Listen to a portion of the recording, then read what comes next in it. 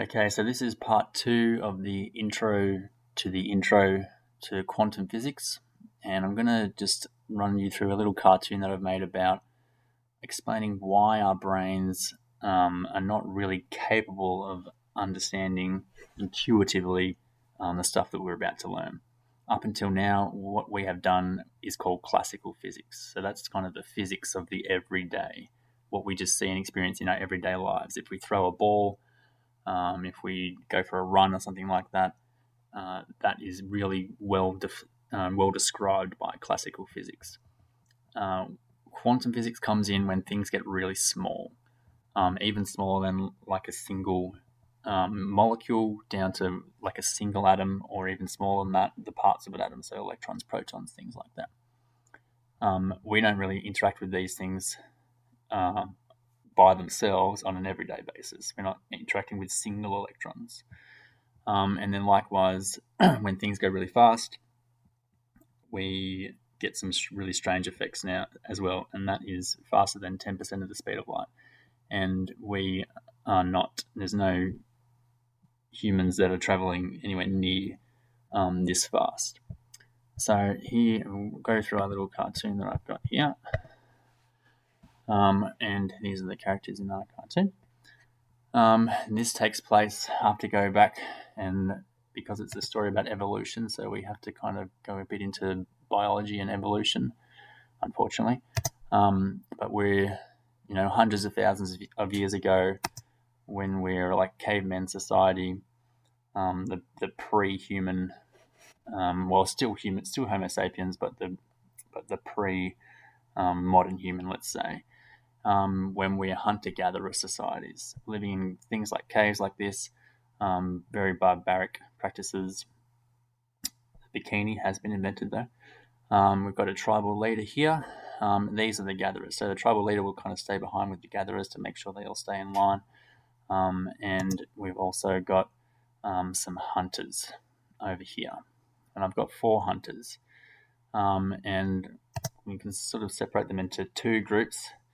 Now they're 50-50 here, but really the vast majority of the whole civilization is like these guys, which is not very bright, but physically strong, because that's what you needed to be to survive. These guys are not as physically strong, but they've got brains. But their brains at this stage in humans' history are maybe not the most advantageous thing for them, because they're almost too smart for their own good. They're really curious about their environment, and they're kind of always getting distracted, looking at, what's that thing over there? How can I, how can I learn about that? And specifically, this guy here with the grey skin, didn't want to make him have the same color as the ground, is always thinking about really small things. What happens if things were really small? Do they behave the same way? And this guy here is always thinking about things that are really fast. What happens when things go really fast? They behave as the same as things that are traveling at speeds we can see. And they're just kind of always a little bit distracted from stuff going on around them, just lost in their thoughts about science, which is very admirable, and at a later date in history would make you maybe a very wealthy person, but at this stage it's not so good. So the boss tribal leader sends all the hunters out, go and get us some food. So they go off in their hunting party. This guy's still thinking about the small things. This guy's still thinking about the fast things. And they go off to find something and they can bring back so everyone can eat. And what do they find? We've got a creature over here. Oh, it's a big creature. Zoom out. Something to kill and eat. And so here's the battle. That's me shaking him. That's the battle. Can't draw that battle. Cool.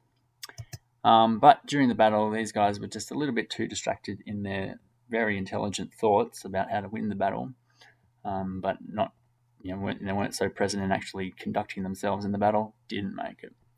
Whereas these guys use their immense physical strength, which you don't really need to be too smart to rip the head off a massive duck.